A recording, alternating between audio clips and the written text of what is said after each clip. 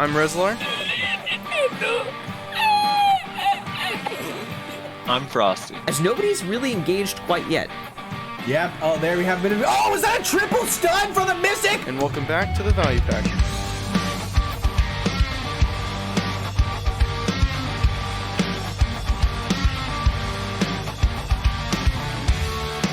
And okay, we're ready to go. So, wait, are you playing Anthem right now? Huh? This is my. It calms me. You're actually playing Anthem during the podcast. All right, welcome back to the podcast, everybody. I'm Rezlar. That's Frosty. Frosty, say hi to the peoples. Hello, everybody. Wait, Hello. You're not gonna do the cool rhyme anymore? What cool rhyme? Welcome back to the Value Pack. No, that plays in the intro. That's the intro. Oh, well, shit. Now they get to hear it twice. They're so lucky. Yeah. Well, because I got off track because I looked over for a second and saw you playing Anthem. And Dude, I don't know why that's throwing you off so much. I don't know. It just threw me off a little bit. All right. Anyway, we're done with that. Get into the comments. Frosty, what do you want to do? Reddit or YouTube? Let's start with Reddit. I haven't looked at any of the Reddit stuff, so. Inherently negative Reddit comments. Mm-hmm. So the top comment of the day goes to Mundo Surf Dog. He says, if they wanted views, they wouldn't make BDO videos. They make it because it's fun and the community like it. Hell yeah. And that's in response to another comment further down that we'll get to eventually. Okay. Yeah. This also fair. devolved into a Fortnite hating comment thread, which was kind of weird, but okay. On Reddit? Yeah. Those guys are my favorite. Spaklos? I don't know how to say that. He says Musa versus Maywall next. Soon. Maybe next time. Yeah, maybe next time, because we'll, I just don't know enough personally about the classes outside of fighting against them. I don't know their skills well enough, but I would love to bring someone on that does, and then we can have a legitimate discussion.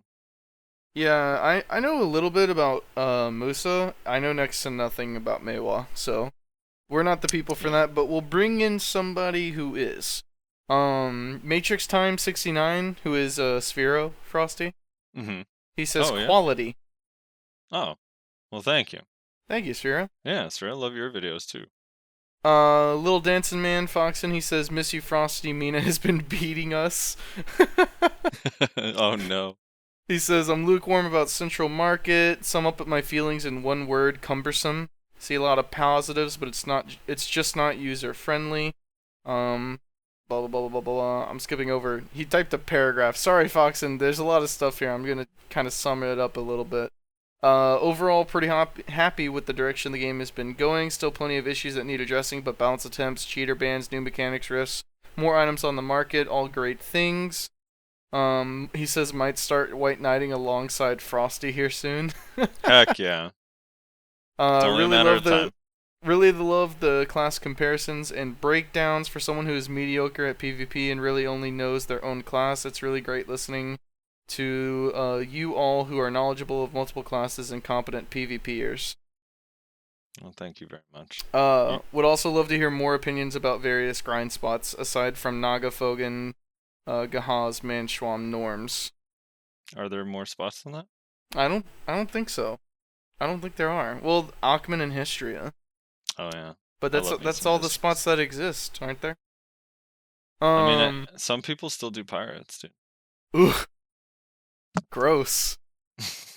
Low Flyby, who is a block jump, he put a smiley face. Oh. Like the block jump or Zarek block jump? No. Zarek commented on that smiley face saying, "Who are you?" Nice. Cool.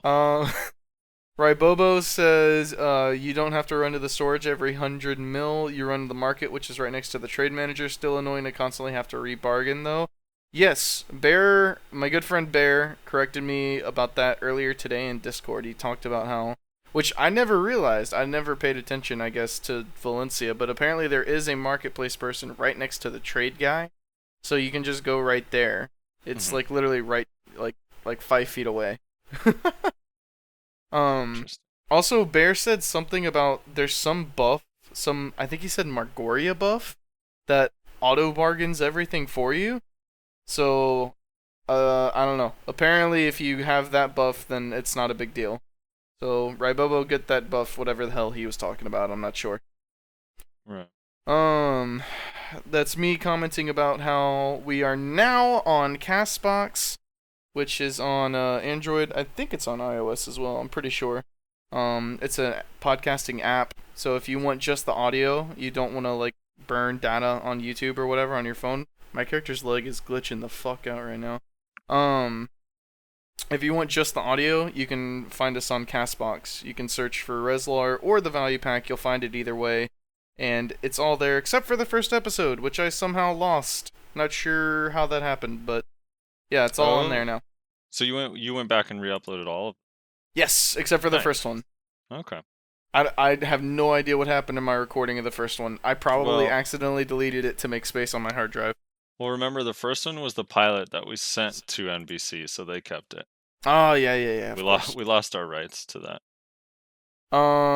Coconut Head 726 says, which gets up from knockdown faster than Wizard when the knockdown timers came out, I believe.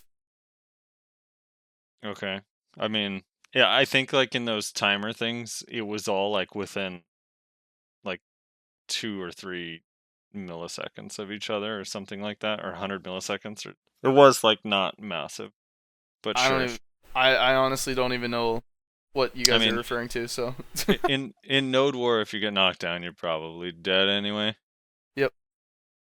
Yeah. No, there was some chart someone had went through and tested how long every character is down on the ground for after a knockdown, and I don't know, they did like 100 tests or something with every class, and there was like a little bit of consistent differences between each class, so it just depended. Interesting. Purple Space Cat says, if you are any class and lose 1v1 versus Witch Wiz, you are dog shit trash lord and you should uninstall. Yeah, I have a friend named Snapcrackle that would love to duel you. So you can uninstall. Let's get that uninstall button going. Man, I don't know what to tell you. If I had to guess, I'd say you're probably a Witch Wizard that is attempting to White Knight for your own class here. Man, you just gotta... It's a hard fight. Like, no one's denying that Witch and Wizard in 1v1 is on the... It's an uphill battle, right? But it's a battle that can be won. It just takes enough time. You have to be good enough, and of course you have to be geared enough, but that's with every class in the game. Sweaty Wolverine is the most downvoted comment I think we've ever had on our post with -35. He said, imagine trying this hard and having 45 views, lol. And I commented that at the time of him commenting that it had only been up for 45 minutes, and this episode now has over 1,000 views, so that comment didn't age well. Oh no. That's embarrassing. Yeah, that's, yikes. Also, it's like, so hate. That's so much effort to hate. We're not the Dallas Cowboys. Relax. You don't need to hate us that much. Yeah, I don't know. That was a weird attack. If I had to guess, I'd probably say he's from one of the guilds that is really salty with us, i.e. Brutal, Rehab, maybe some other ones that I'm forgetting the name, but one of those guilds. I think he's from one of the competing podcasts, either NAT1 Siege or NA Siege. Is that you, Tim? Yeah, that's Tim, dude. Oh, man. Moving on to YouTube, Austin Lassiter? I don't know how to say that. I'm 99% sure that's iText because it's the same picture. Says 10 out of 10 for the audio death. Audio death, indeed. Yeah, I thought about taking that out, but I thought it was kind of funny, so I just left it in. What was the audio? What was he referring to?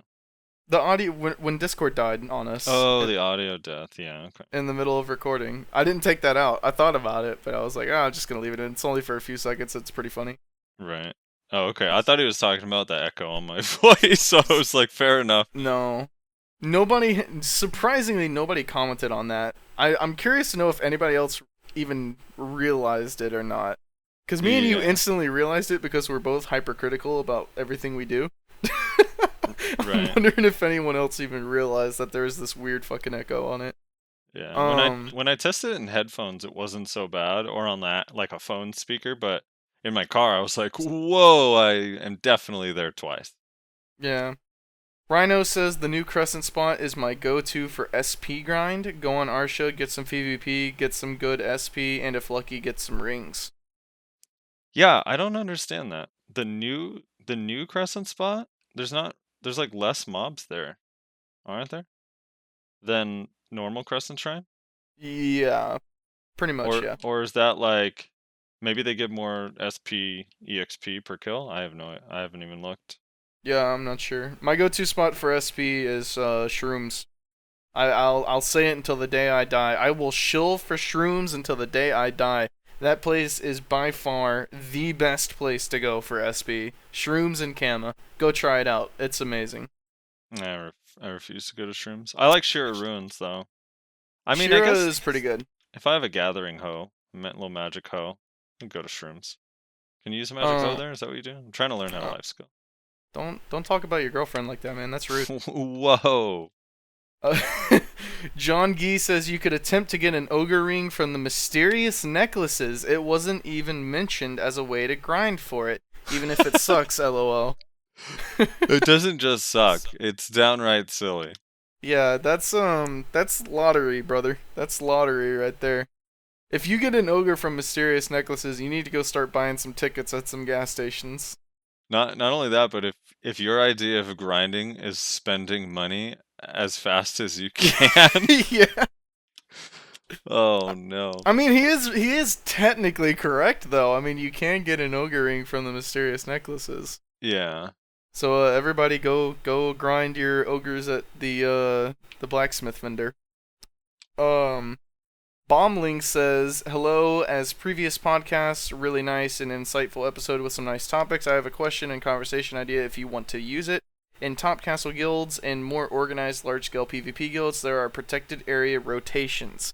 What I want to know is from the inside, how does this actually work? For example, if you are a Witch Zard in these fights and are assigned a PA2, do players actually hold their PA and have faith that the assigned PA1 members will get their PA cover out and protect you until it is your turn? And how are guilds making sure that everyone is getting covered? Maybe invite some shot caller or main Witch Zard guests for the topic, should you choose to pick up on this suggestion. Well, we don't have a guest, but we are going to talk about it a little bit today. Yeah, I think in the spirit of answering some of that, it's actually really hard to keep track.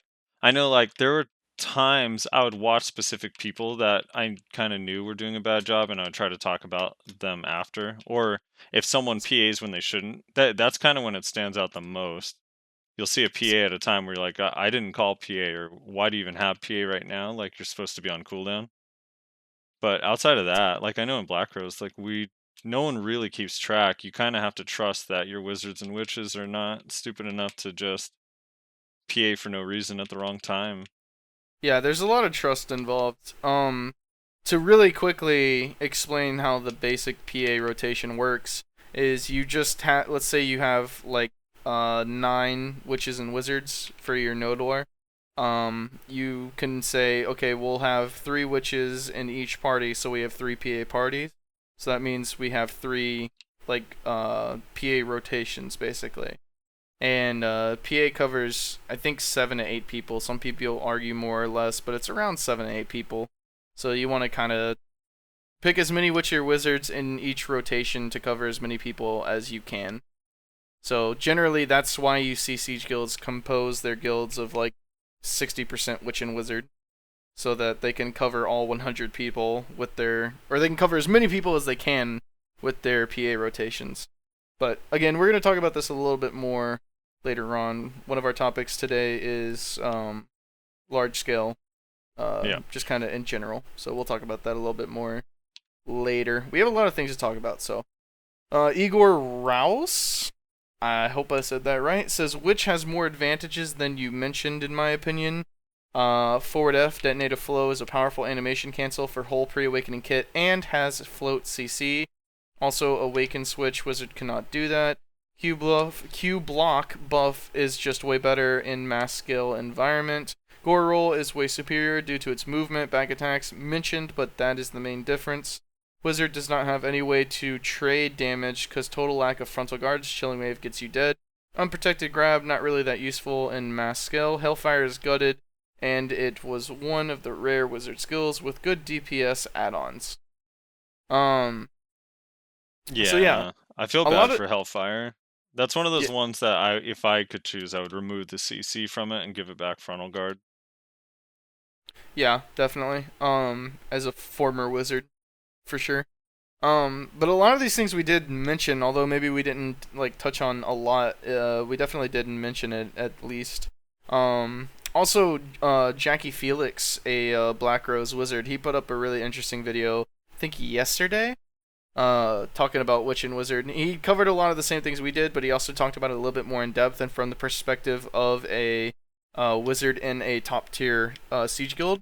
And also in the background of his video, he has some 1v1s that he did with a really geared witch as well, about the same gear as he is.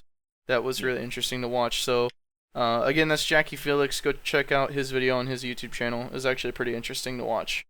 Yeah, he's really good too, especially in Siege. Like, he's ridiculous. Yeah. The Shepherd 112 says, what kind of class besides female Zerker would you like to see next in the game? What weapons in Awakening would be cool to you? Man, I think about this all the time. I would love like a traditional either Necromancer or Druid in BDO with BDO's combat. I think would be so much fun. Like, maybe not a bunch of pets on Necro, that would just be a lag fest and awful node war, but to have like curses and dark spells and magic or whatever, like something maybe blue themed, like the skills blue. I don't know. I think it would be so much fun, but also a druid. Like, if you think of the Diablo 2 druid that had Hurricane, could transform into a bear or wolf, like something like that would be awesome. Yeah, Druid would be cool. Any type of Necromancer would be dope because I'm an edgelord. Also like some sort of a paladin. I know we have Valkyrie, but Valkyrie is not a paladin. It's just not. So like a traditional paladin would be kind of cool to see. What awakening like a true weapon? healer tank. Sorry? Like, what awakening weapon would you put on like a Necromancer? What awakening weapon would you put on a Necromancer? I'd say Magic Glove, but the archer already has it. Yeah. I don't know. I don't know. You could do a I mean, you could do a wand. There's not a wand in this game. I feel like you'd have to do it reverse though, because like they don't like the sharing of weapons. It seems like generally they kind of have moved away from that a little bit. Mhm. So if I had to guess, what I would say they would probably do is they would have maybe share one thing, and that would be like the offhand for the archer, the Mhm. glove. They'd share that maybe. Their wand, they could have like a wand for a pre-awakening. And then like a staff for an awakening. That way it's different from like Witch and Wizard. Yeah. I don't know. The thing is like a Necromancer is basically just a mage that uses different type of magic. So that's why it would be kind of hard to make it super unique in terms of like what it uses. Yeah. He can have a mojo. Oh, what? A mojo, a little hanging head, or Oh. snakes. Yeah, but then yeah, I mean, I they'd don't get think, sued like- by Blizzard, but fine. I don't think like dead people do well in overseas stuff. I think that's very much an American thing. What? Like skulls and dead people and stuff. Like especially in China, like that stuff is like super censored and stuff. Okay. Which I know this is a Korean game, but I don't know. I'm talking on my ass here. Luke John says Striker one of the best for Manschwam. What? Yeah. Yeah, and that one I would just refer. I mean, I'm not saying it's the best for Mantrams. No, it's not. And I'm not even saying it's even like top 3, but it's solid enough at Mantrams that you can make plenty of money there and not feel bad about it. Yes. It's definitely not the worst. Try I playing Meiwa. Yeah, I think Striker is insanely good at Manschwams personally. Like Musa is probably one of the best. Berserker is insanely good at Manchwams, and I think Striker is like right below like the top tier for Manchwams. So yeah, they're really good. Razor Chicken says, think they should add medals for war heroes as well. Feels kind of unfair. We don't get anything else besides money. Yeah, I'm with you a little bit on that. I mean, I still think you need some incentive to want to war with your own guild, because it's hard enough to, like, that's a whole new problem that I think GMs have to deal with, hearing like, oh, but I wanted a merc today, we're placing, and that kind of sucks. So there needs to be some incentive. Maybe you get some medals for being a war hero, but more medals for warring with your own guild. Would be cool. Yeah. Yeah, I think I'm kind of in the same boat. Increase the amount of medals you get for like warring like normally, because it's just not enough as it is anyway. And then you can give some medals to mercs. I think that'd be fine. And then Lost Souls says, which and most range classes are OP in Node War, and which will take pulls? The lightning super armor skill is stupid. I can't grab you in it and I get CC'd from it, which they took Ninja Blade Spin, what basically does the same. That's funny. I think that was that had response back and forth for a while, right? I saw a little bit of fighting going on in that comment thread. Yeah, so looking at the replies, he commented as well, Witch and Wizard OP for a game around Node Wars. Having a heal, PA, and big AoE is kind of stupid. Why play any other class? Igor Rouse, who commented earlier, says, you are delusional. Voltaic doesn't protect against grabs. Lost Souls says, well, it does on ninjas. Been testing it all day yesterday.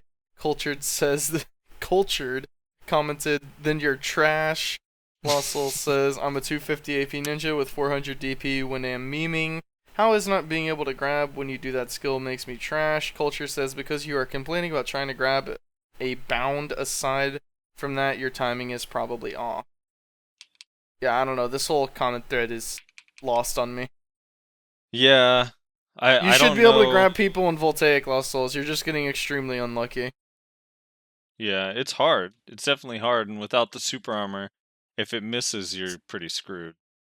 And witches do have high grapple res. You have to use precision against a witch, otherwise you're gonna feel it. Oh, not precisions. Ignores. Yeah, precision ignores resist. No, it doesn't. What? Yeah, precision crystals in the weapon ignores resist. No, it doesn't. Does it? Yeah, that's why. It doesn't say it does. It does. Plus 10% ignore all resist. Oh, are you talking about like Black Spirits? No, the precision crystal that you put in your main hand. Yeah. Yeah, I know what you're talking about. 8 accuracy plus 10% ignore all resist. Well, you're lost on me now. Give me a second. Please tell me you knew this.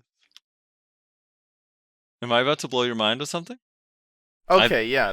That's what I said. The black magic crystal. Oh, you were just saying you said precisions. Black Spirit. Yeah, I meant black magic. I thought you were just talking about the base precisions. I was like, no, they don't. Oh, no. Yeah, the yellow crystal or whatever. Yeah. Okay. That's why I was confused. I thought you were talking about just the base precisions, and I was like, no. Yeah, I never really reference them as black magic or whatever, because every crystal for some reason is named that, and it's super confusing. Yeah, I get you. My All right. Anyway, that's it for the comments. We appreciate you guys commenting, talking with us, having a discussion. It's always a fun time. It's my favorite part. I'm pretty sure it's Frosty's as well. Make sure you leave a comment on this video as well and keep the conversation going. Moving into the first thing we want to talk about, because there's a lot today.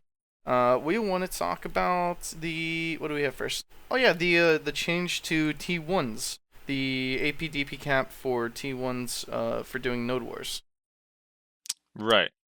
All right. So this one, you kind of wanted to talk about this.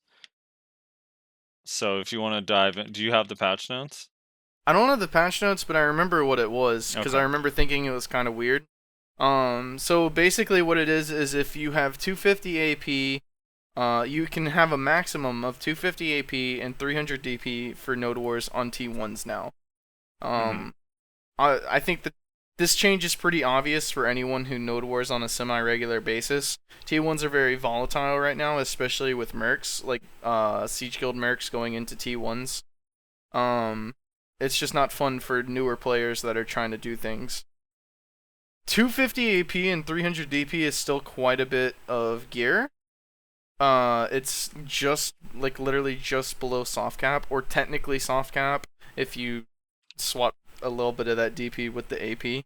Like in total gear score, it basically is soft cap, which was what was kind of strange to me, because right now you can basically get like soft cap is technically 250. What is it? 250. 253. Well, the old soft cap was 253. I think a lot of people debate now 257 or 261.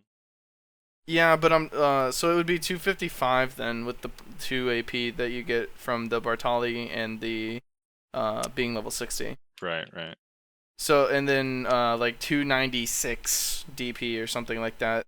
So it's a little bit lesser on the DP side and then a little bit more on the AP side of things, which was kind of weird to me. But regardless, the reason that this is significant is because there's a lot of T1 guilds that have several members or composed primarily of people who are above those brackets, those AP and DP brackets, and that are going to have a decision to make. They're going to have to either make meme sets of meme sets of gear to continue doing T1 node wars, or they'll have to move up to T2s. And hopefully it's the latter. Me and my friend Mino, we were talking about hopefully this means more guilds on T2s to push out the siege guilds that plant on T2s that have no business being on them. So we're hoping that that's what's going to happen, but who knows? Only time will tell. We don't even know if this change is actually coming yet. It's not on KR or anything. It's only on the test lab. So Right. So overall, yay or nay on this?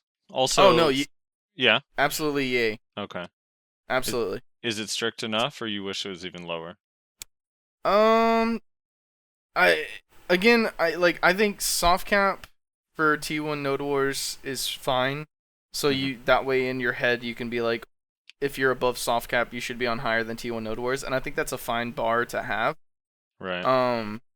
But again, because they chose such strange numbers, it should have been 260 AP and 300 DP so that soft cap players can be on T1s, because now that you're gonna have to kind of gimp yourself a little bit in one way or another if you're like true soft cap to get on T1 node wars, which is kind of weird. Yeah, I was thinking the same thing. Like, I like that it's low for what it means, but then I think about if you pass soft cap and you're in a T1 guild, you don't get to really enjoy the benefits. Because there's legitimate people that are just not very good at PvP, that are above soft cap, that are always going to be in a T1 guild, or people that just don't care to be in a bigger guild. They just want to be with their friends in T1, and now it's like, yeah, your AP doesn't matter past a certain point in these games. It's kind of weird. Yeah. So, but I do think it's a good thing because, man, the T1 scene it's so awful for newer guilds. Yeah, it is, especially with guilds like Devour and Coupon running around, like these guilds that are comprised of almost solely above soft cap members that drop on T1s just to play Dynasty Warriors. It makes it really cancerous for the new guys just trying to get into the node war scene, I guess. But yeah, we'll see how it happens. I'm interested to see what's gonna happen in those guilds. Honestly, that's what I'm most interested in. See how guilds I think someone told me Devour is already up on T2s, so good for them.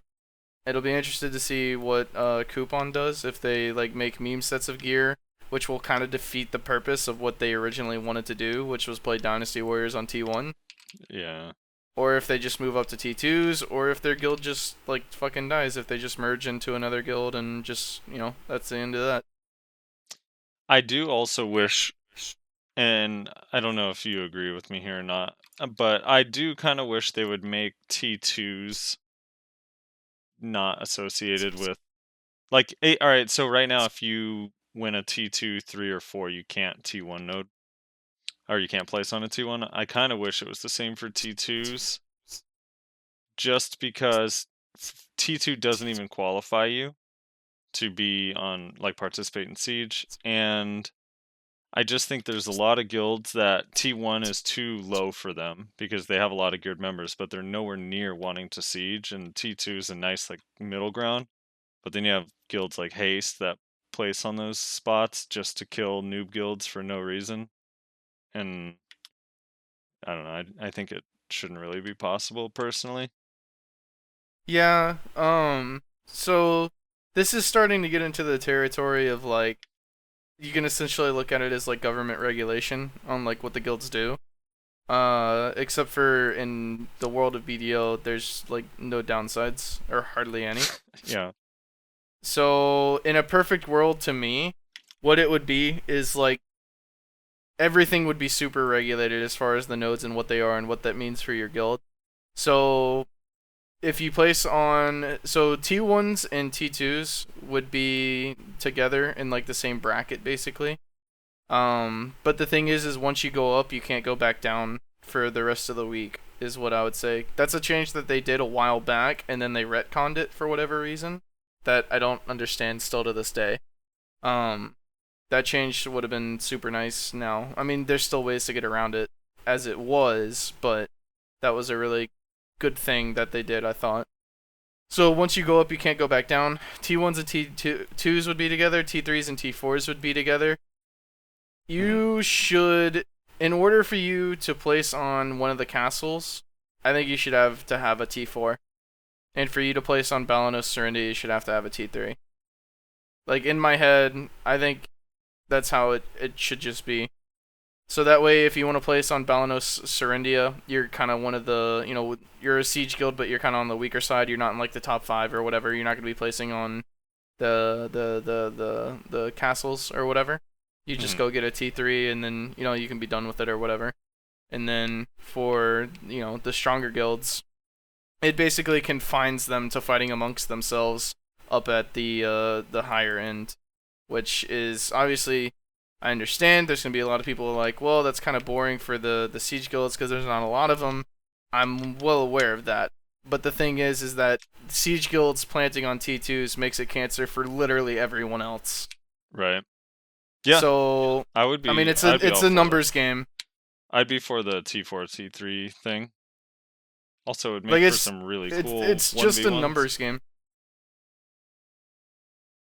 Like I've heard forever that people in siege guilds complaining, and rightfully so. I understand it that, you know, there's nothing on T4s other than snipes and, you know, the guilds that they always fight every Saturday. And I get that, but I mean, like, it's a numbers game, man.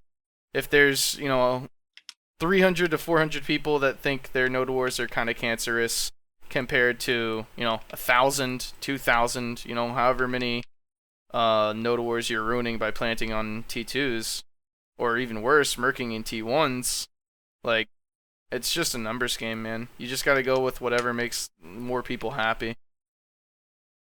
Yep, I agree. This is something that's annoyed me for a very long time. That's why Yeah. I'm very, I don't know, passionate, I guess, about it, because it's something that has bothered me for a very long time in this game. We need, like, the guilds to be persecuted under the court of public opinion for dropping on T2s if you're too strong. Make fun of those guys, because that's embarrassing. I mean, everyone hated Man Up for dropping on, like, T1s or T2s or whatever, and, like, feeding it to their allies or whatever. And now it's just, like, a common thing that siege guilds do, and nobody gives a shit anymore. Like, I don't know, it's kind of weird how the like you said, the court of public opinion has, like, changed its, like, judgment on people who do that kind of stuff. Yeah. Which I never thought, like, here's the thing, man, I get it. Like, I get it. Like, you don't want to place on only T4s and get nothing but snipes and fight against, like, you know, Black Rose or Snake or whatever. Like, I totally get it. Like, that's not very fun for you.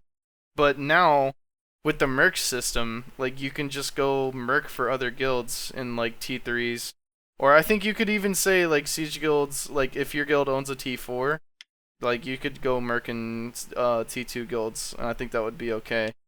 But again, government regulation, I think they need to do something about like entire guilds merking in other guilds, because that's kind of lame as well, honestly.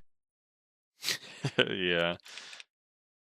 Which like I understand that's a lot of work for like Pearl Abyss and like the people who make the rules and the code and all that shit, but it's just my personal opinion. I just want American Hacks, dude. Want to help? Never. Want to help You'll a brother never be out. able to. I should be able to soon. On a non-war day. I don't have a castle now. So yeah, that's my semi rant about Node Wars. Yeah, and the caps and stuff. All right, let's talk about. I'm kind of curious because we had the commenter that was asking about PA and large scale and keeping track and what can you do in Node Wars and Siege. And we also had a comment 2 weeks ago asking how do you know a good shot caller from a bad shot caller. So, yeah, I kind of wanted to go into a discussion a little bit about Node War, Siege, the difference between engaging in the two, small scale, large scale, and then also PA, how it affects everything, right? I think you wanted to talk about how PA kind of affects everything and also what the world would be like without PA. Yeah, well, that's a question that I've often asked myself and people that I just kind of hang out in Discord with, because I've always said that PA shouldn't be how it is now. What I think PA should be, or at least what I think PA would be better off being, in my own personal opinion, would be like to give super armor. Whoa. Right. Like give you like super armor for that amount of seconds instead of you know, making you invincible, because the invincible thing is kind of crazy. Yeah. But again, like, sorry, I'm playing Shadow Arena, so. Oh no. Um, You're supposed to be on Anthem, where you can turn your brain completely off. I gotta make gains, dude. And Shadow Arena is the best money in the game. I heard you don't make gains anymore. They nerfed the memory fragments. They did, and that's very annoying, but it's still really good money. So, but anyway, yeah, large scale in general. So, first of all, like I said earlier, large scale revolves entirely around PA, which is kind of stupid. Well, not stupid. Stupid isn't the right word. It's kind of lame. It's very lame. Mm-hmm. It makes engages very straightforward and kind of boring. Basically, there's like two things you can do. You can pop PA and smash your face into their face, or you can try to bait their PA out so that you have PA and they don't. That's like the two things that you get to do. There's really not much else besides that that's really like considerable. Which is very upsetting because there should be more to it, in my own personal opinion. So Right. yeah. So I'm always a little bit torn on this because I like that PA extends fights a lot. I just don't like that one or two classes rather dictate who has it and who doesn't. I've always thought it would be kind of cool if, kind of like Emergency Escape, every class just had a PA for themselves, just a single target. It just affects you and gives everyone a little bit of strength, and then you can either use it with the shot caller or use it as an emergency or something and have it have like a 3-minute cooldown or something like that. But mostly because of composition. Like if you look at Vertex or Snake or any of the top guilds, half of their members are wizards and witches.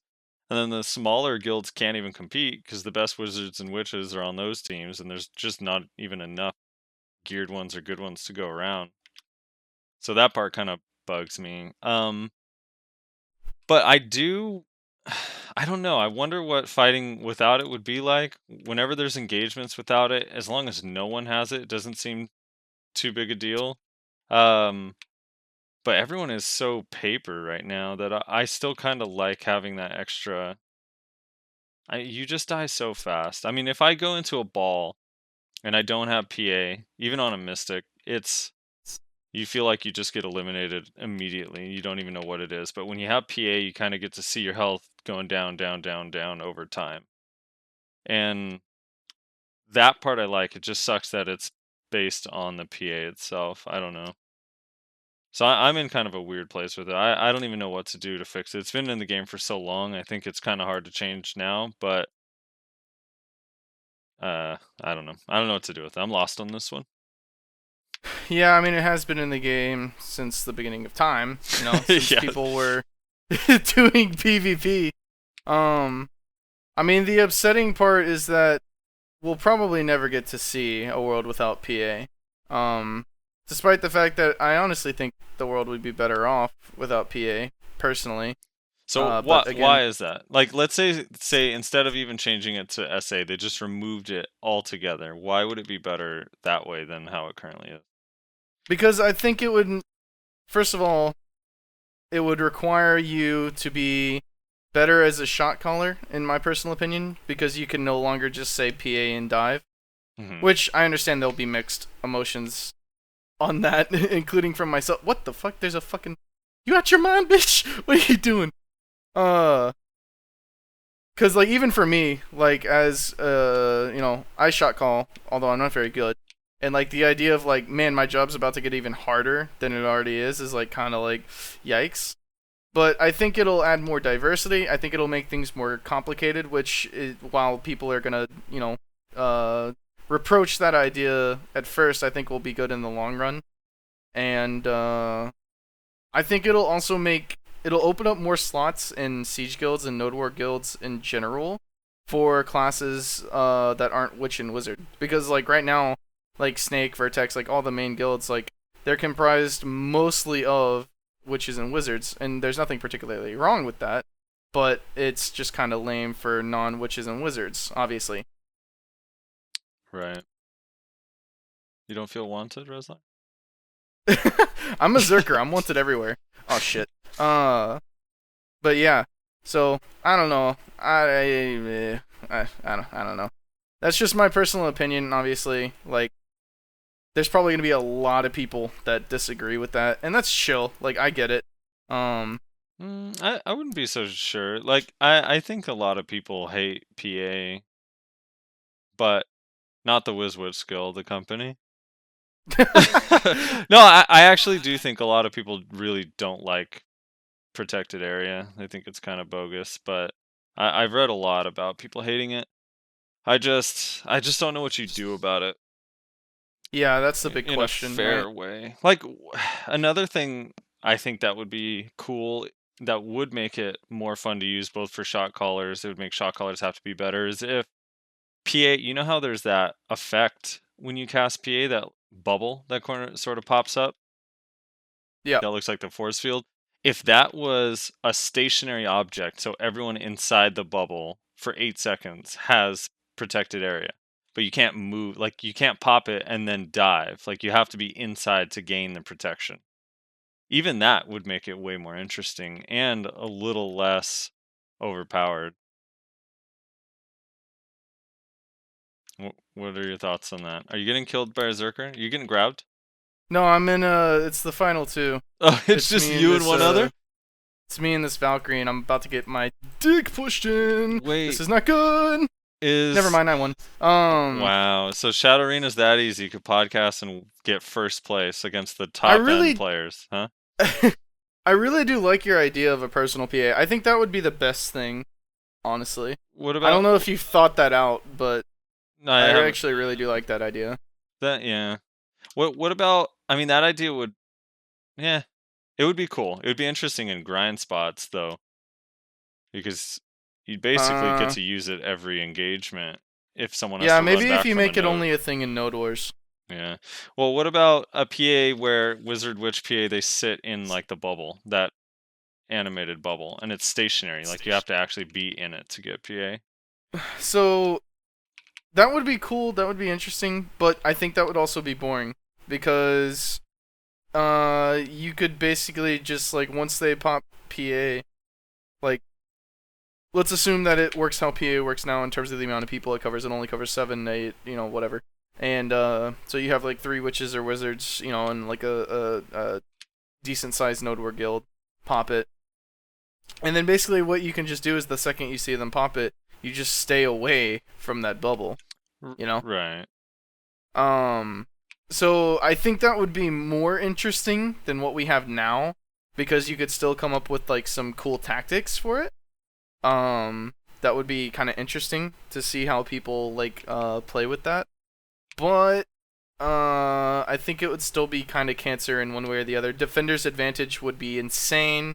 It would reduce attackers' efficiency, basically in the like in the open field. Whoever moves first is kind of at a disadvantage just right out the gate.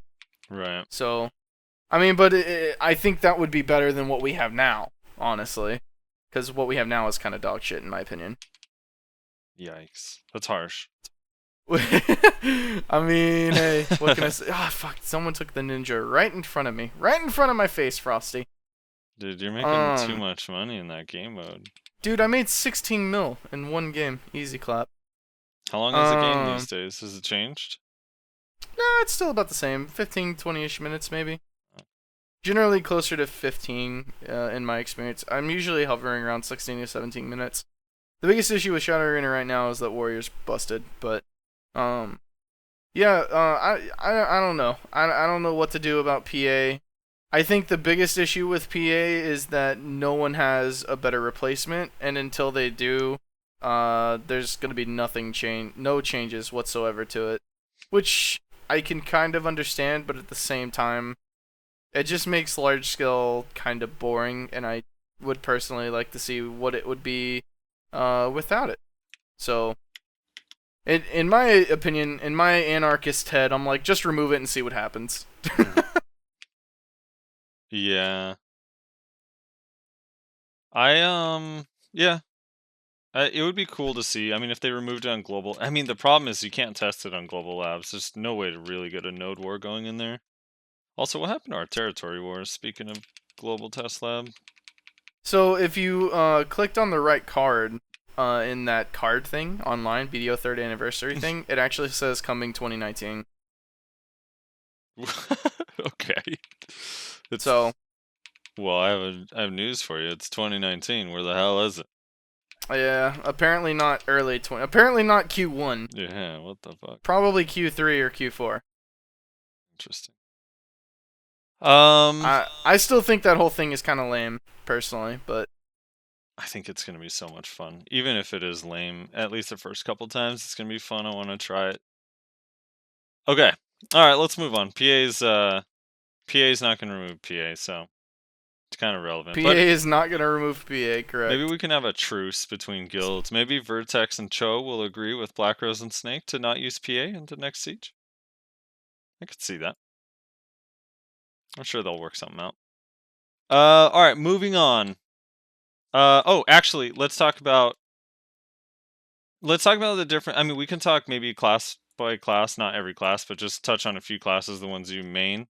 In large scale, like engaging in large scale in siege and node war. So I know we've had a lot of discussion about how good or bad Zerker is. You and I kind of debate about it all the time. But I would actually love to hear from a Zerker's perspective. If you're with your main ball or whatever, and you're about to engage with another group, what kind of is Zerker's job? Like, what do you do? Your shot caller calls PA, dive. Like, how are you moving on your Zerker? What are you doing as a Zerker? Like, where are you supposed to go? What are you supposed to do? Are there different play styles? Can Zerkers do different things? Or are you kind of relegated to hiding in the back with your flame cannon? What's the deal? So, I've said this multiple times. Zerker, in my opinion, is kind of weaker in large scale, and really, I should expand that comment more. Zerker is a flanker class in large scale. They're really good at, you get behind the enemy and you blow up their backline before they know what's coming. Ancient Wave is an amazing ability. Mm-hmm. Even if you do get knocked out of it, 30% of the time you use it. Standard. So you're a flanker class. My issue with Zerker and why I say I think it's a little bit weaker in large scale is because there's other flanker classes that do its job better. Aside from when it has Q buff and 100%. Whenever it has Q buff and 100%, there's no class in the game that does a flanker's job better than Zerker. Because you Q buff, you get to knock them all down, it's super easy, you do it from range, so you're pretty safe as long as you're not getting ganked. And then you run in, you 100%. If you're doing it properly, they shouldn't have PA. If you're timing your shit properly, or at least knocking them all down, the odds of them having PA are very low. And you get a bunch of kills and you wipe them all. Right. That is why I've always said that I think Zerker is a little weak in Node Wars. Is because if you took away their Q buff and their 100%, I think there's just other classes that do their job better, honestly. So to more properly answer your question, in a ball, theoretically, Zerkers are nowhere with the ball. They're like already getting in position to flank. And really, in my head, and there's probably going to be people, other Zerkers that disagree with this, and this is probably why I don't get as many kills as I do. I try to engage on a ball's backside right before the PA is even called. Because in my head, the second that a PA is called, PA is being casted, the enemy's going to see that, they're going to be calling PA as well. You want to try and hit that ball before they hit PA, so I try and go in right before the ball PAs itself, and, you know, right before the clash hits. Because in my head, my goal is to take out, you know, if I can kill, you know, maybe 5 to 10 people, and, you know, 3 or 4 of those are witches or wizards, then I'm doing my job. Right. So I don't know. That's what I do. There's probably gonna be other Zerkers that do it differently. Maybe they play it, you know, Zerker as a frontline, which I think is a horrible mistake. But you know, you do you. Right. Yeah, I'm kind of curious. What like how like Zune and some of these other Zerkers play in Siege guilds, and like Siege is weird too because there's so many more people that it's like, shit's scary.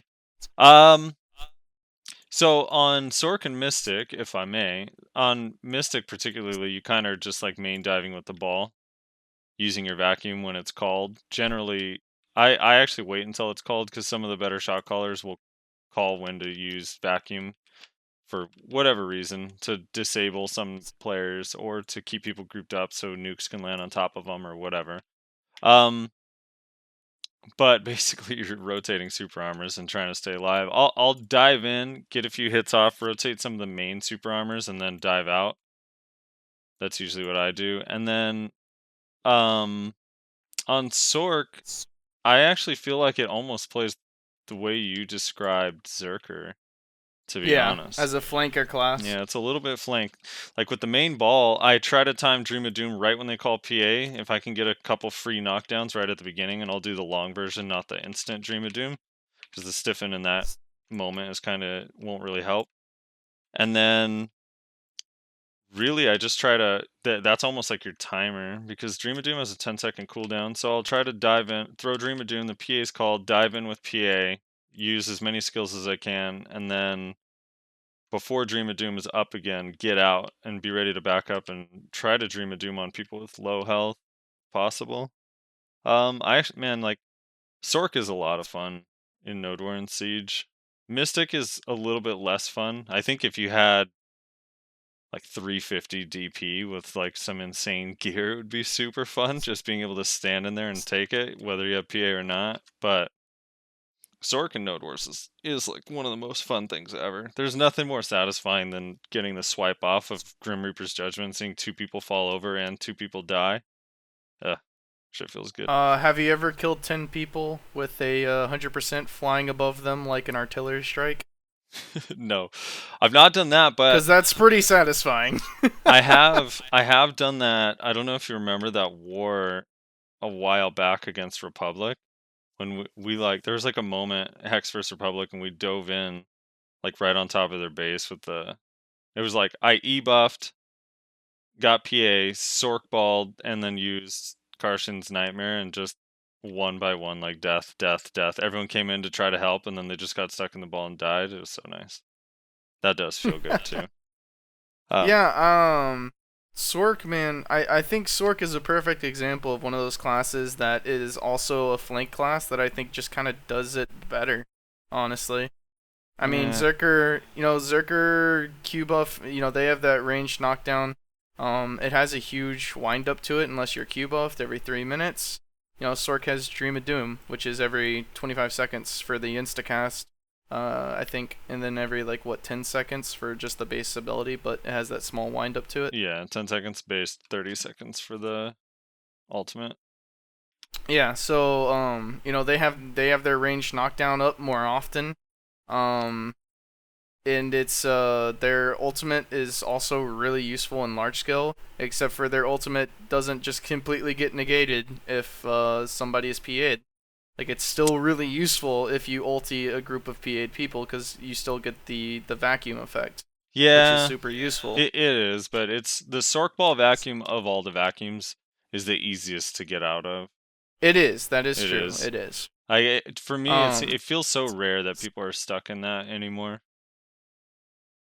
Also, not to mention, I feel like Sork is way safer than Zerker, and has maybe not more long distance mobility, but definitely in the short term, just more mobility in general. And this dude is actually gonna try and fight me right now. So I would say I would agree that it's safer on movement, less safe on attack though. I mean, considering it doesn't have protected abilities. So when you do want to try to land a CC or use any skill, even damage, there's no protection outside of, I guess, Karshin's Nightmare, but it's hard to do that in the middle of a group unless someone's in a Sork Ball. Right. I mean, once the numbers get crazy, in a 5v5 situation or something small like that, I feel on Sork I can poke and prod and get CCs easily. Once it's 40 versus 40, now it's any little thing when you use the skill touches you and you get CC'd, so it's a little bit harder. But yeah, I don't know. I do think it's a similar role to Zerker in that sense. Yeah. And I don't know. You might disagree, but I just personally think Sork just does it a little bit better. Again, without accounting, if we're not accounting for Q buff and ulti, then it's a lot better. I do disagree heavily, but only because the Sorks don't do very well in my guild. Only the Zerkers do. Maybe your Sorks suck. I don't know. I don't think so. I mean, Zerker does have. I'll give you this. Zerker does have being tanky, but being tanky just doesn't account for much when everybody has 280 AP. Yeah. I'm not me 5.2k HP. I'm not surviving a lot of engages. Hardly any. Right. I'm very much dying just the same as everybody else. Everybody likes to talk about, well, they're so tanky. It's in a ball, dude, you're still dying just the same as everybody else. Right. So people that PA when it's not their turn to PA, should they be immediately kicked from all guilds? Yeah, I don't really get that, man. The thing with large scale PvP, like we mentioned earlier, is there's a lot of trust involved, all around. You just gotta have faith that your shot caller knows what he's doing. And not just blow it on your own, unless you were specifically allocated to, use it whenever you want. Because there are, occasions when that is done. Right. I don't understand the mentality of, I know what's better than whatever the leader is doing. Yeah. I don't quite understand that mentality. That's something that I've never understood in, every video game I've ever played, that I've played, competitively. I don't get that mentality, but that's something that is very much prevalent in BDO as it is in most games. Isn't the other game you play Pokemon Go? You know it. Are you having that issue in Pokemon Go? That's Dream. Oh yeah, Dream play. Well, yeah, but he just does it to quote unquote pick up chicks, which makes no sense to me. Yeah, one of the things I have an issue with is it's funny because the really good wizards and witches PA with a group when they're told to PA, and then it's always, not always, but most of the time, the bad ones that are like, well, I didn't think we were going to be able to get it off in time, so I just PA'd early to get it on myself. Otherwise, I was going to die. And it's like, well, that's nice, except you staying alive for 5 more seconds while the 7 or 8 other people that would have benefited from your PA died doesn't help us at all. Yeah. So, yeah, it kind of triggers Yeah, me, that's You know, I think it's hard too. I think it's hard for Wizard or Witch in those situations too, because to be micromanaged and told how to play your class is not an easy thing to do. You kind of have to set your ego aside in those moments, you know? Yeah, but at the same time, I mean, if you want to maximize your chance at victory in whatever you're doing, you have to be able to work together and, you know, not be an egomaniac, psychopath, whatever. Right. No, I agree. So- I just think like if you're a good wizard or witch and you join a guild and it's your first time like really being micromanaged by a shot caller, it's not easy to set how you feel you should play aside and do what they're saying, you know? Because you're like everything you've learned over the last 5 months of PvPing or whatever you've done, you felt like worked, and then this guy's telling you when to PA and when to e-buff, and even in like Black Rose it tells you when to switch to Awakening and when to stay in pre-Awakening, stuff like that, when you probably feel you know better, but you kind of got to just set that aside and do what the team is trying to get done. Oh man. So Node War and Siege, is it fun? Yeah. I mean, I think that's what keeps most people playing the game. I have a weird meta, like not meta, but like there's Siege has this rap. Like I met a lot of people since when I was GM of Hex and before and after, just that don't want to Siege. And I know part of it's because of politics. Part of it is just people just don't enjoy sieging maybe the day. Like, I don't know, whatever it is. But how do you feel about Siege in that sense compared to Node War? Is it better, worse, more fun, less fun? Do you enjoy the politics, hate the politics? Like, kind of how do you stand on that? So I personally enjoy like open field fights. They're really fun to me. Mm-hmm. I don't like castles. I don't like think castles. anyone enjoys castles unless you're a witch or a wizard, honestly. Yeah? Yeah, I think castles, I mean, I don't know. Maybe I'm alone on this, but castles are just kind of lame. They're kind of boring. You don't really do much. Whoops, I used the wrong ability and died. Unless you're a witch or a wizard, most of the time you're kind of just waiting for like gates to fall or waiting for an engage to happen, especially if you're on the offensive. You know, you're just kind of usually just waiting for something to happen. It's very very boring. But open field fights, very enjoyable. That's why like if I do siege stuff, I typically try to go to like Balanos or Serendia type stuff, Yeah. because that stuff is fun to me. Even though walls are cancerous because they're basically like upgraded barricades time 9,000. Still really fun for me. I think it's really fun for most classes.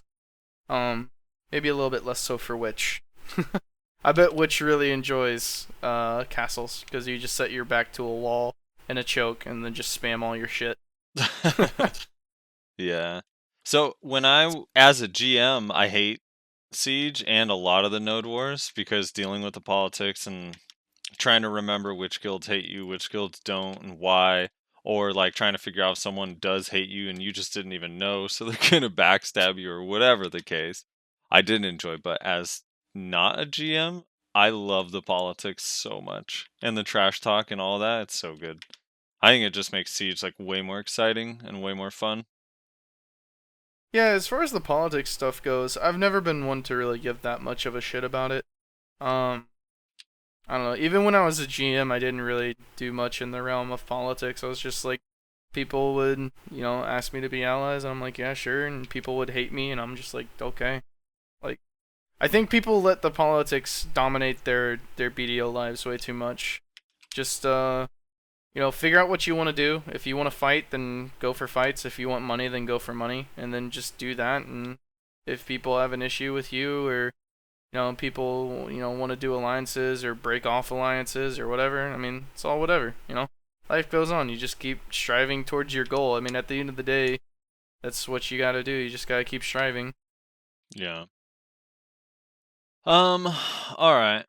We should move on. We've been on Siege and Node War and stuff for a while. I love Siege though. If you can get into Siege or Merc for a Siege guild and you never have before, now with the new Merc system, you kind of have the opportunity. I would do it, even if it's a smaller guild. There's some guilds that don't bring 100 people that would probably gladly like to have some Mercs for them. So Especially if you're a witch or a wizard. especially if you're a wizard or witch. Yeah, moving on. I wanted to quickly touch, I'm not even really going to get into a discussion too much, but I wanted to mention how insane the marketplace has been and how complete opposite of just about everybody's prediction has come true. So I think Yeah. everyone thought everything's going to be super expensive. And I remember in the last podcast, I asked you about, I had been hearing that trash loot's not going to be worth anything because everything's worth so much, like an ogre ring, that the Right. best money per hour is going to be grinding accessories. But right now, accessories are just sitting on buy.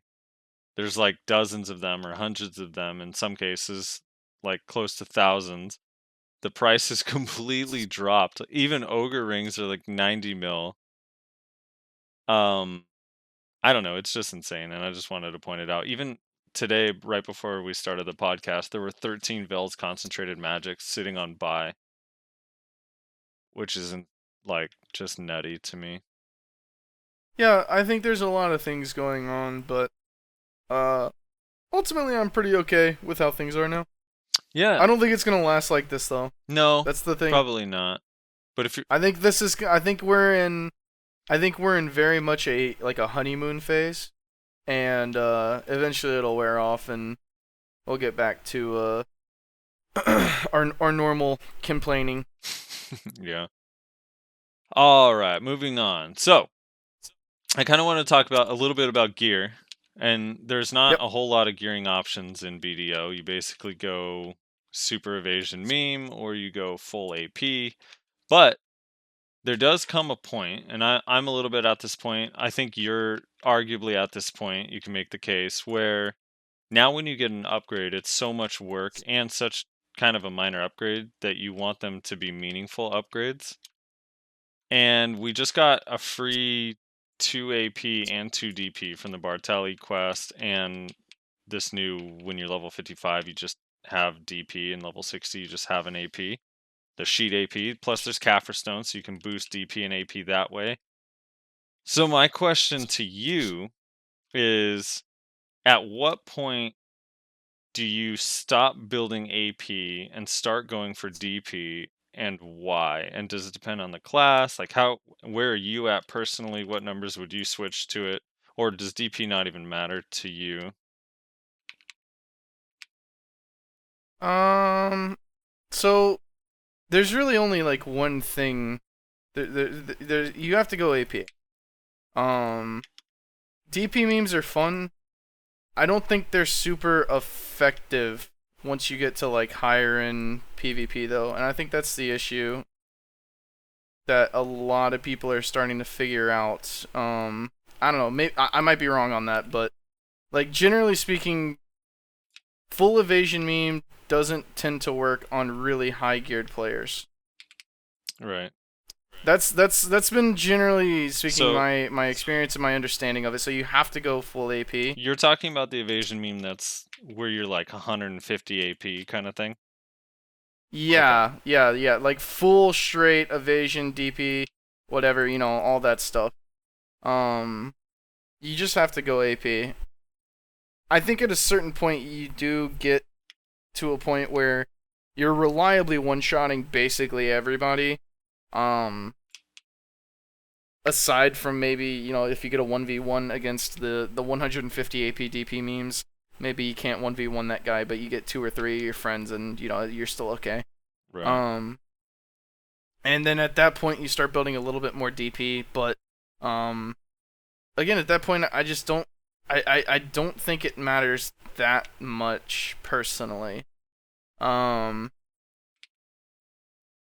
It to me, as an uneducated 265 AP pleb, it seems like it's all or nothing.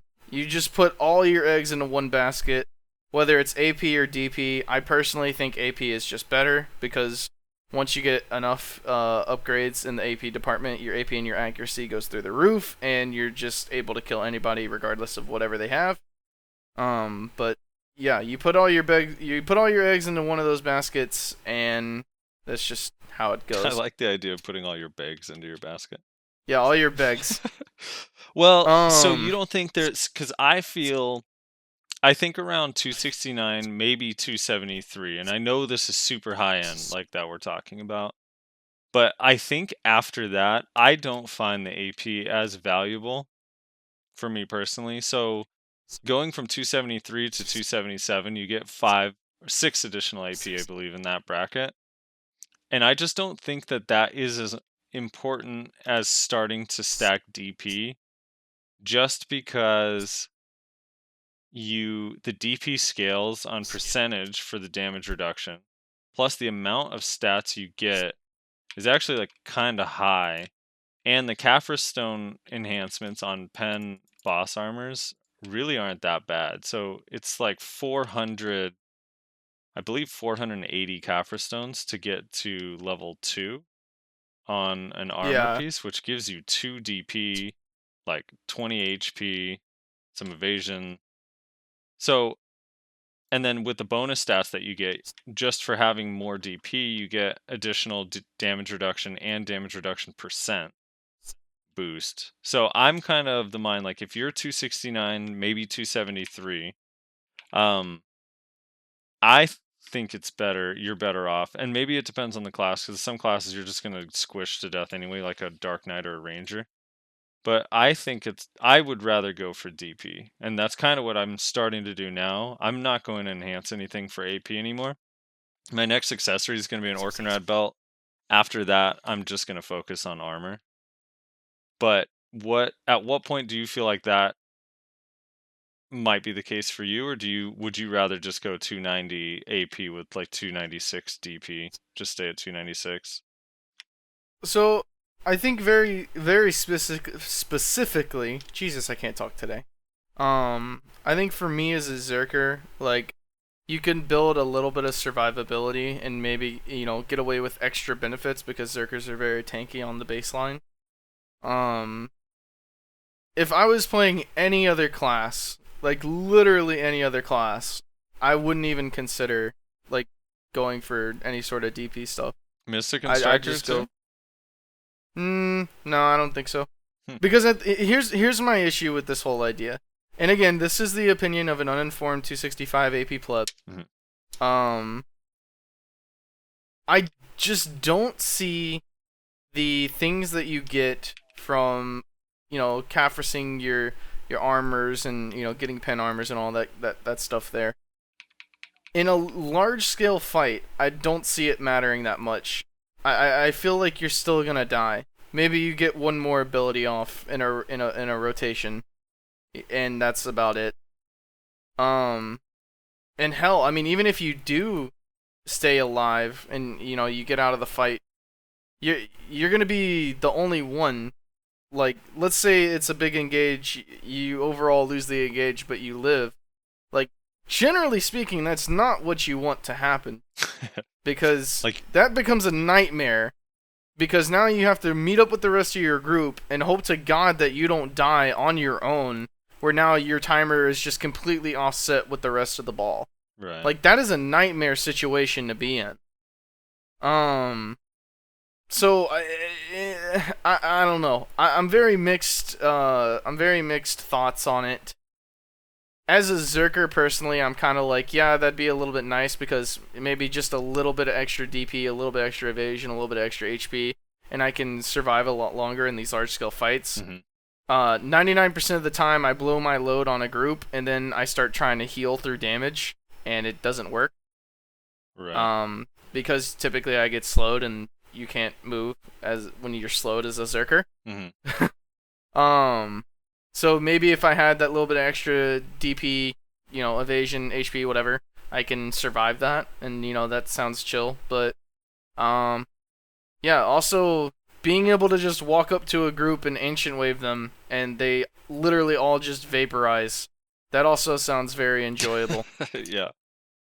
Because I'll tell you right now, even at 265 AP, my ancient wave feels like it doesn't do as much as I see other Zerkers doing. Right.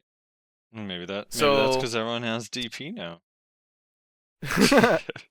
That means I need more AP. Yeah, that's the hard counter.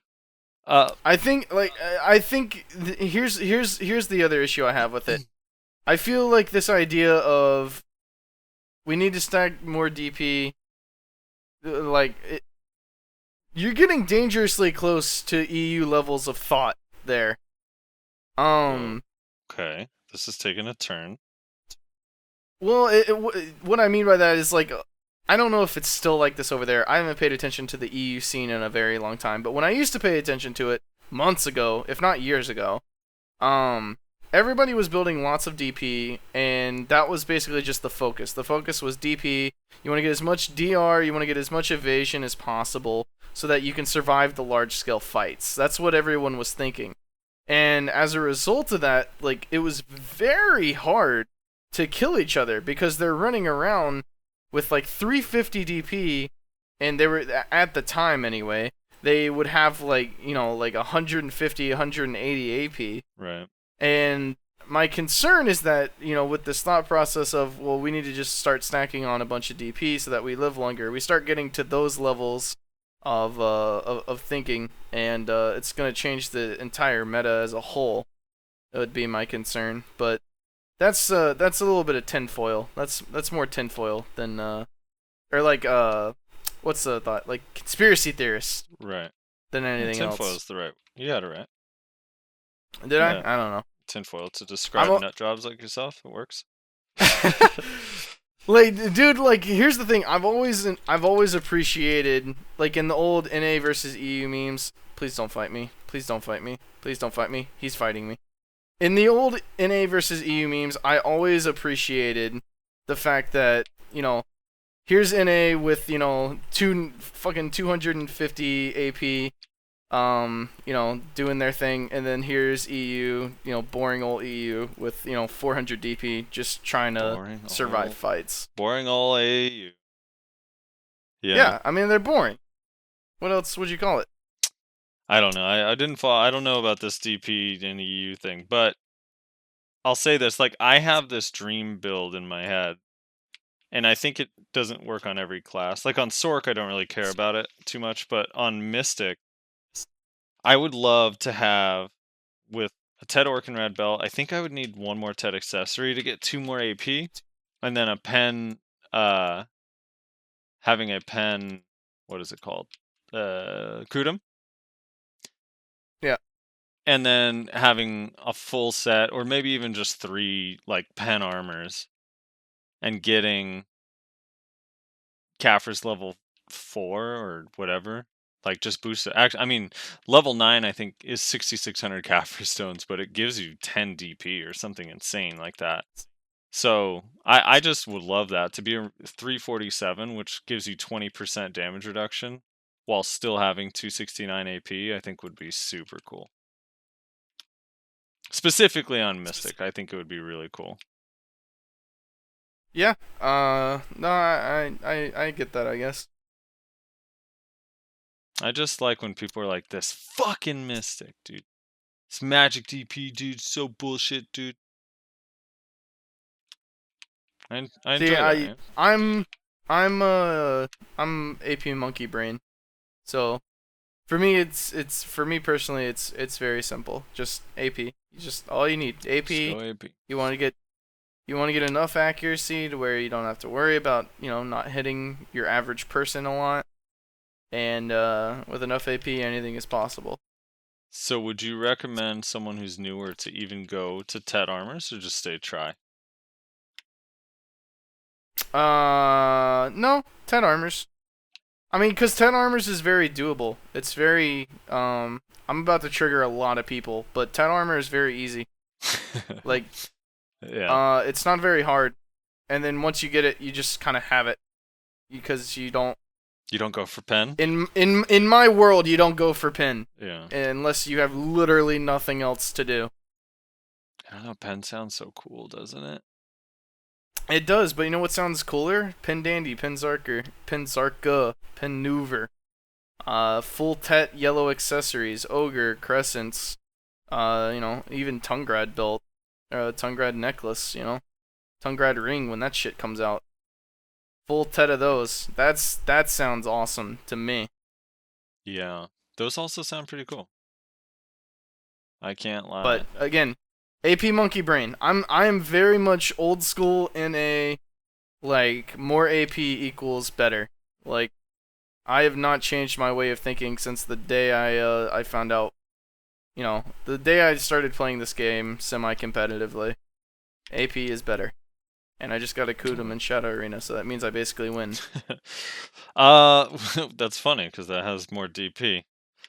So yeah, it would have been better if it was a Nuver, but it's a Kudum and that's okay. Right. All right. So moving on. I think. I mean, I don't know.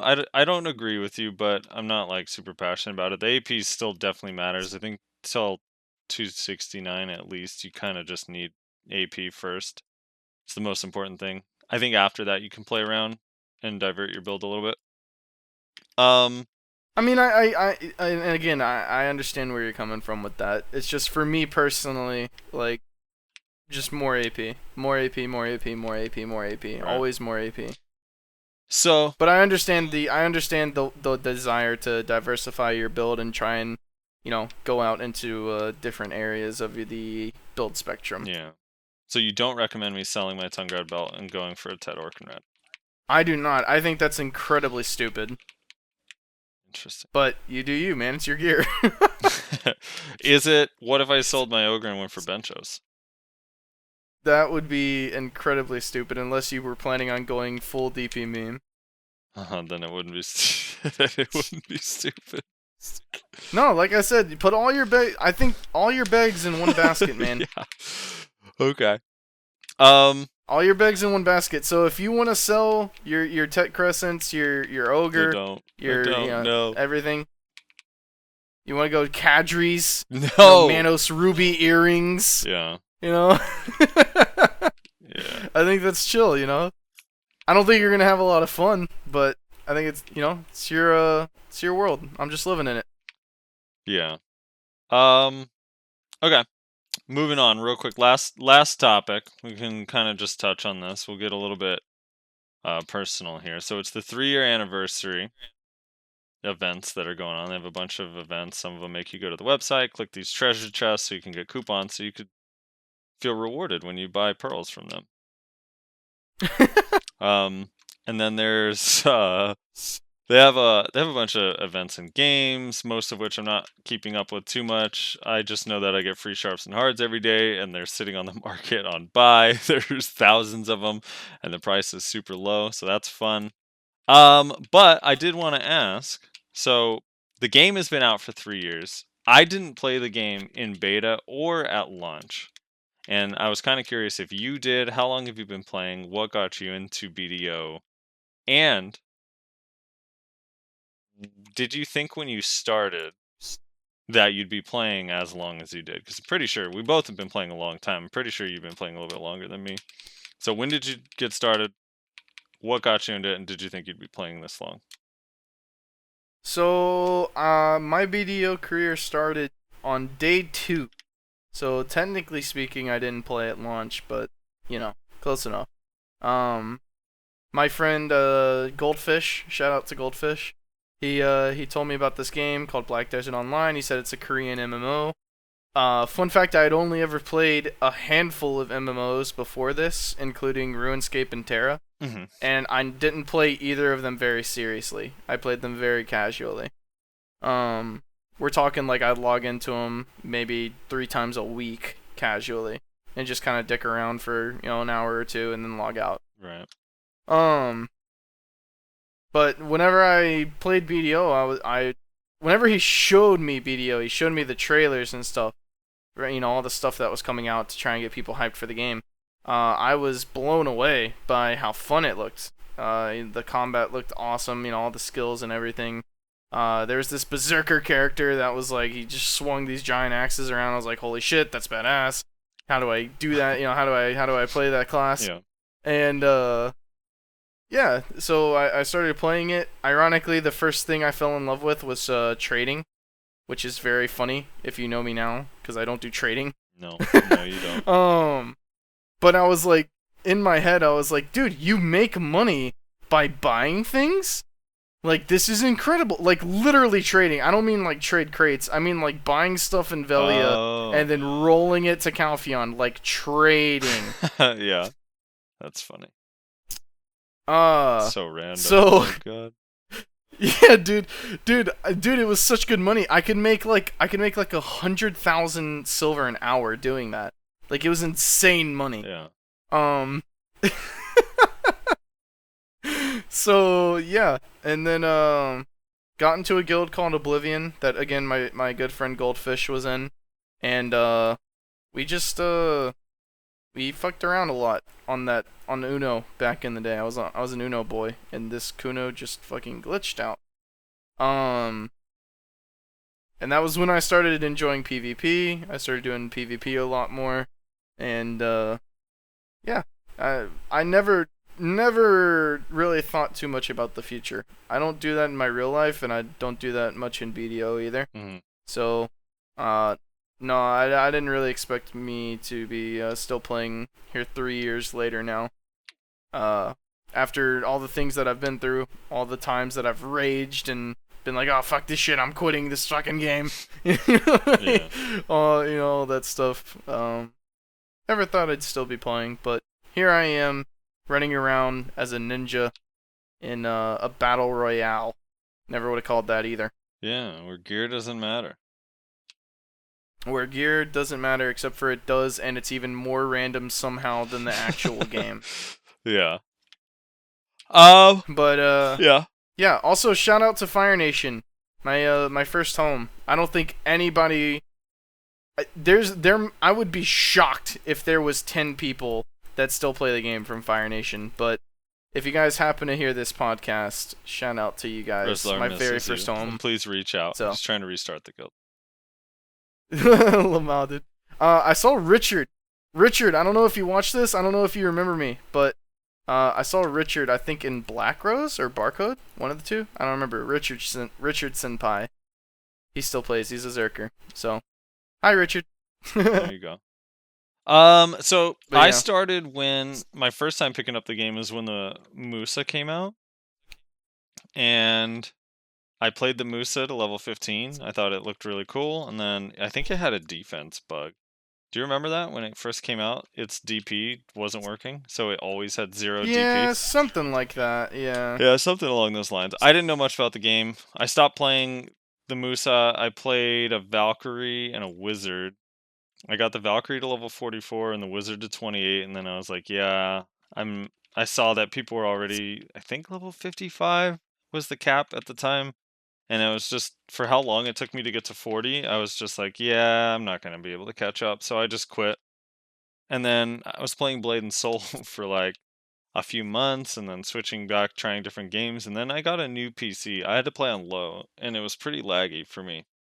Then I got a new PC, and I was like, gonna try Blade and Soul. I was trying that New Game Revelation Online, which was horrible. Dog It shit. was really, really bad. And I was like, well, I just want to see how BDO runs on here. And I was playing it, and just how much more smooth and how much better the world looked playing on higher settings. I was like, man, this is awesome.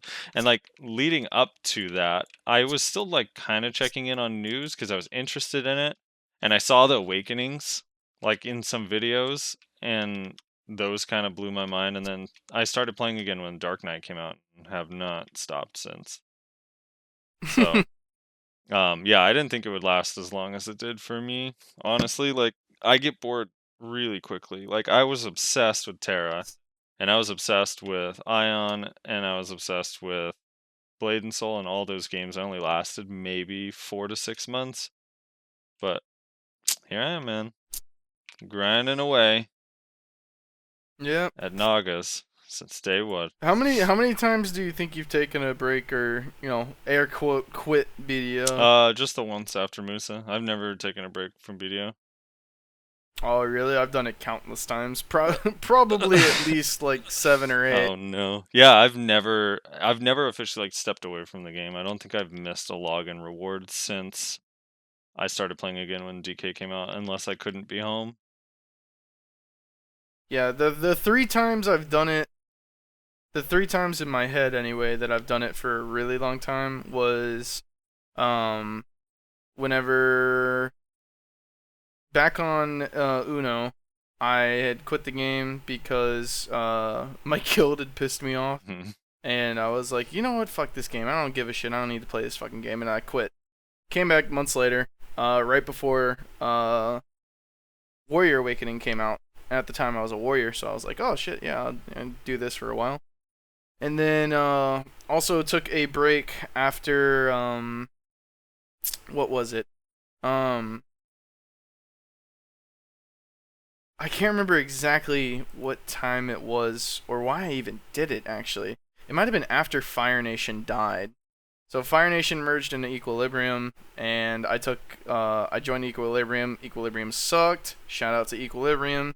I have friends. I have plenty of friends that were in Equilibrium. Ironically, a lot of them are in Coupon now, so that's awkward. But yeah. Didn't like Equilibrium. Left, and then I think I took another break for a while. Came back to the game for a while. I mean, like a couple months. I think that was when I took that one. And then the third one that I took for a couple months was after TBO. After I left TBO and TBO died. Yeah, that was that's the one I regret. Really? That's the one that I wish I could take back. Why is that? I miss TBO, man. I miss TBO. As much as I love Hex, and I love the people that are in Hex, and I love the community, and, like, to be fair, I have, like, 30 to 40% of TBO in the Hex community. I was gonna say, aren't you in TBO right now? Yeah, man, I just miss it. I miss TBO. That guild was awesome. Those people were awesome. I'm glad that I have a bunch of those people with me in Hex, or at least in the Discord, even if they're not in the guild, like Grab. Mm-hmm. Grab is old fam. Even if he has never taken one step into Hex, he still, is in Discord, and I'm glad he keeps in touch. I consider them my family, man. I miss those guys. He murked one time. Yeah, he did. And yeah. So I don't know. That's the one that I don't really care about all the other times I quit the game for a while and came back, but that's the one time where I was like, yeah, I wish I would have done things a little bit differently there. It's the one that got away. There's some regret. And it's a little bit more in depth than that, but that's an entirely different story. That requires a lot of explanation. If you're TBO, you know what I'm talking about, so just know there's regret. Yeah, most people in TBO are not gonna hear this. Most of them don't have internet. What? They don't, dude. They just don't. They're not online anymore. After you left them, you think they're gonna show themselves anymore, dude? They felt abandoned and hurt. I occasionally see old TBO members just running around in random guilds here or there, but they're members that, no offense if they hear this, but they weren't really part of the core. So I see him and I'm just like, oh cool, he still plays, and then I just keep going on about my day. Yeah. There's like Barry. Did you know Barry?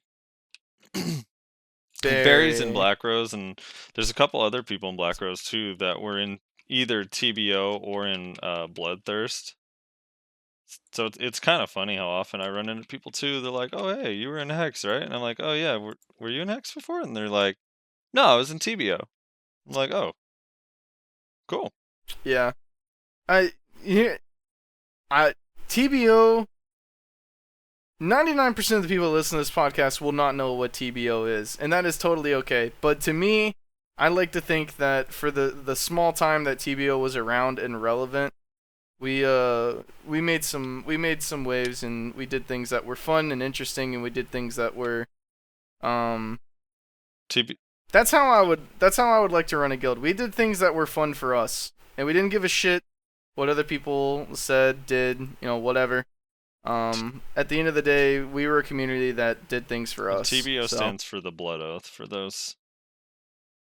Yeah, TBO stands for the Blood They're Oath. basically like, they were the corrupt of 2 years ago. Yikes, dude! Don't bring corrupt down to our level. Just dropping N bombs and being awful. And... Whoa, okay, we weren't that Whoa, bad. I remember them at Cadres, dude. I'll never forget. We were toxic, but we weren't really toxic. That's the thing. Literally, Mina coined us a phrase, and I still appreciate that phrase to this day. It was "be cancer, not toxic." Yeah, it's good. I like that. Yeah, I thought it was good. I liked it personally. Our Reddit commenters could learn a thing or two from that phrase. They could.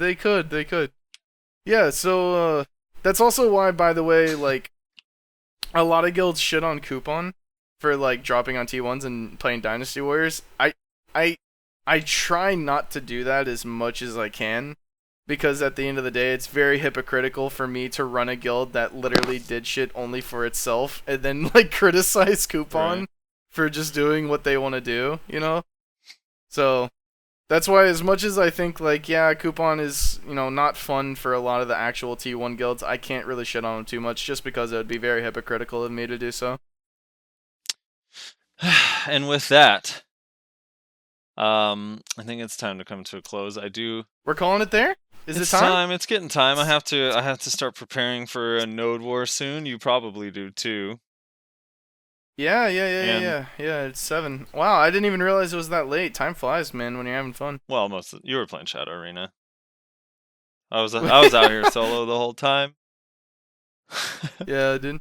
You were playing Anthem. Don't throw me under the bus here. I know. I got all sorts of items too. Did you actually? How's the new patch? Let's bring some Anthem discussion into this. How's the new patch? Do you like it? I do, but is it a noticeable difference? It is, but they need to increase the drop rate still. Wow, really? Not enough? It's not enough, no. Huh. That's surprising coming from a BDO player that grinds for 10 hours a day. Well, the problem is it's kind of like Diablo in that it has the random stats on the bottom. So when you get an item, the item isn't just good by itself. It has to have good rolls on the bottom, and the rolls can be absolute dog shit. So they improve the rolls, but they still can be bad. But because they can be bad, you kind of need them to drop a lot, so you have more chances at getting good rolls. So, I don't know. So would you recommend Anthem to a friend? Yeah, I think it's a fun game. I mean, everyone complains about the end game, but I don't really know why. This is what I told my friends. You can get it. You can apparently. This is what I've been told. You can apparently get the premium thing and get access to it. The premium thing only costs $15. Right. So you can pay $15 to play Anthem for a month. And if after that month you're like, dude, this game's fucking awesome, like I want to keep playing it, we're totally shilling for Anthem right now. I'm well aware of that. But if after 1 month you're like, dude, I love Anthem, you can just pay it, and then you have the game. And if you don't like it, then whatever. You spent $15 on it. Like, who cares? Yeah, that's the other thing. Is also there's I think with that $15 a month thing, you can try out other games. I also don't really recommend the $15 a month thing, mostly because I hate Origin and fuck them. I would rather just buy the game at the loss, like even with the chance of losing money on a game that ends up sucking. Cause yeah, I really, really hate Origin, like with a deep, deep passion.